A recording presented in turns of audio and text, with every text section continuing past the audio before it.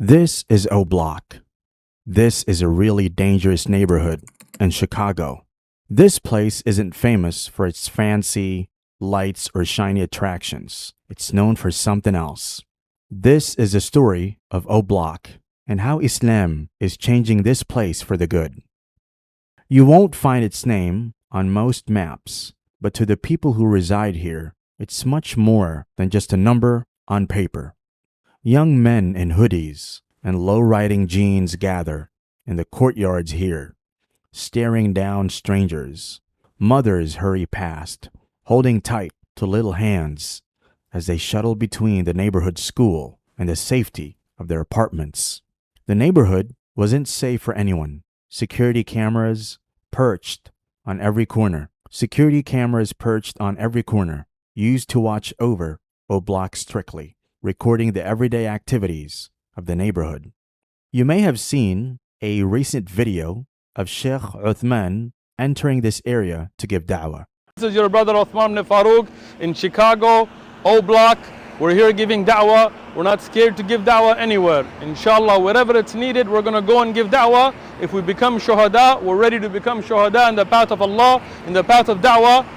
The name O Block wasn't chosen by chance. It carried a heavy history with it. This name emerged from the harsh realities that marked the neighborhood's past.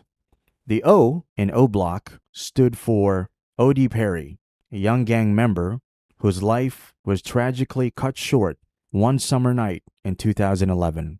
This unfortunate incident occurred just around the corner from where O Block stands today. It's worth noting that his assailant was a 17-year-old female gang member by the name of Gakira Barnes. Tragically, Barnes also met her end not far from O Block. During a troubling period spanning from June 2011 to June 2014, O Block bore witness to a total of 19 horrible shootings. It was a time when this neighborhood earned the suspicious and unreliable distinction of being the most dangerous block in Chicago. These unsettling events are now part of O Block's history, a testament to the challenges it faced in the past. The community and the police recognized that something needed to change. O Block and its surrounding area were known as an impact zone, an area demanding highly alerted police presence and innovative strategies. It was time to address the root causes of violence and to protect the vulnerable. Yvonne Gaydon, a resident of O Block, knows this plan all too well. Her son, Edward Riley, lost his life to gun violence on O Block streets in 2011. He was a product of this neighborhood, a young man who grew up here despite its challenges. Yvonne acknowledges her son's imperfections, but refuses to blame him for spending time with his friends in the place he called home. He had warned him about the dangers of O Block, calling it a death trap. However, amid the violence and the challenges that O Block faces, there's a transformation. People in O Block are coming together to practice Islam, a faith that unites people and guides them to not judge people of their troubled past.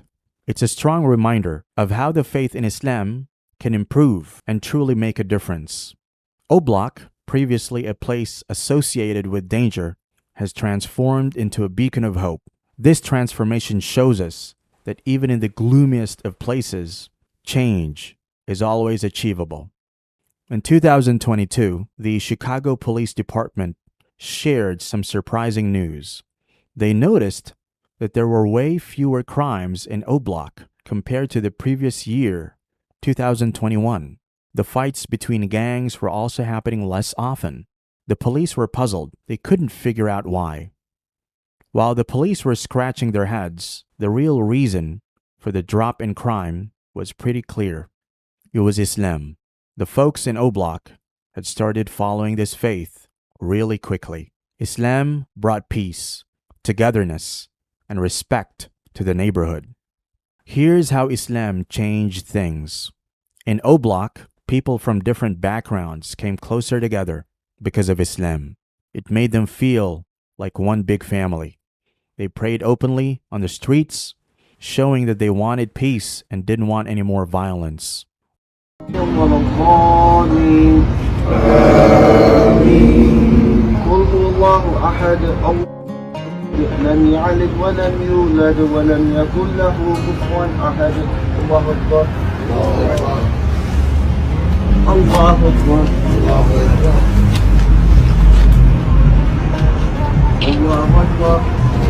أكبر. With Islam, hope returned to Oblak, and people began to believe in a future without crime. As crime went down, businesses in the area started to do better, and more visitors came, bringing more money to the community. Kids could finally focus on their studies without worrying about violence, and education became a way to build a better life for themselves. Today, Oblak is a place of hope and change. While the police are still trying to figure things out, the people in Oblak know the truth. It's their faith in Islam that's responsible for the drop in crime and fewer fights between gangs. The positive change wasn't limited to Oblak alone. Shootings in the border area also saw a significant drop. Oblak is part of the Chicago Police Department's Beat 312, which covers an area extending east from the Dan Ryan Expressway to Cottage Grove, roughly bordered by 63rd and 65th Streets.